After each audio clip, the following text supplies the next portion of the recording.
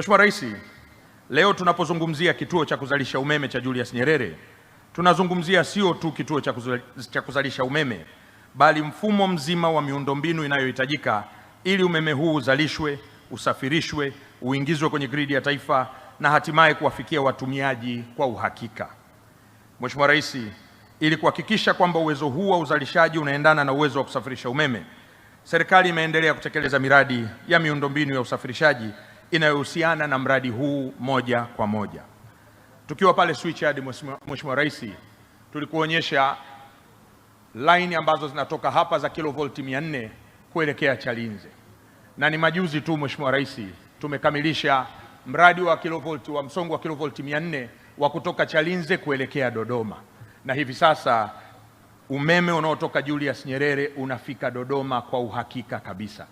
Na hii imepelekea Mheshimiwa Rais, ni wiki iliyopita tu kiwango cha juu cha matumizi ya umeme katika nchi yetu ilikuwa ni megawati 2130,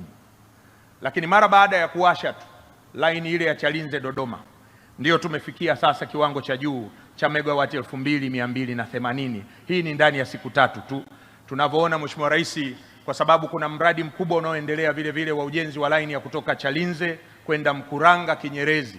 na tunatarajia kuanza ujenzi wa laini ile muda si mrefu, na laini ile itapokamilika Mheshimiwa Rais, tunatarajia kufikia kiwango cha juu cha matumizi ya megawati 2500 katika taifa letu kwenye uzalishaji. Mheshimiwa Rais, hata hivyo tunatambua kwamba kuongeza uwezo wa uzalishaji pekee haitoshi. Lazima tuwe na mtandao wenye uwezo wa kupokea na kusafirisha umeme wote kwenda maeneo mbalimbali ya nchi yetu.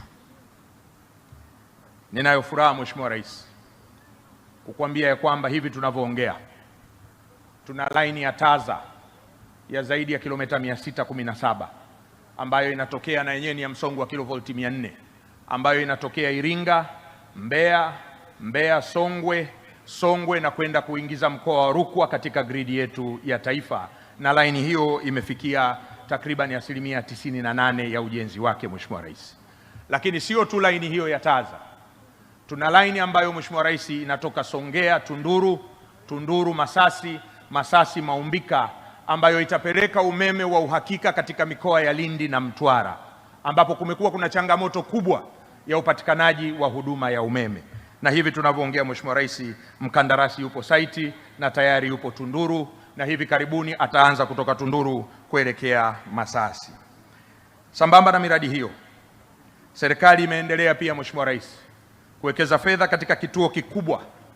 cha kupokea umeme cha Ibadakuli mkoani Shinyanga, ambapo kituo kile kitabadili laini ya msongo wa kilovolti 220 inayotoka Dodoma kuelekea Singida kwenda Tabora kufika Shinyanga na kuwa laini ya msongo wa kilovolti 400 ambayo itasafirisha umeme mkubwa zaidi. Na ni hivi karibuni vile vile tutaanza ujenzi wa laini ya Tanzania Uganda Interconnector Mheshimiwa Rais, na umuhimu wa laini hii ni kwamba itatoa umeme katika kituo chetu cha Ibadakuli na kupeleka katika eneo la uzalishaji la madini katika mikoa ya Geita na kanda ya Ziwa Mheshimiwa Rais, ambapo wachimbaji wamekuwa na kilio kikubwa cha kuhakikisha tunawapelekea umeme wa uhakika. Tunafanya kazi kwa jirani kabisa na wenzetu wa Wizara ya Madini kuhakikisha kwamba mradi huu unaanza mara moja ili wachimbaji wetu waweze kupata umeme wa uhakika.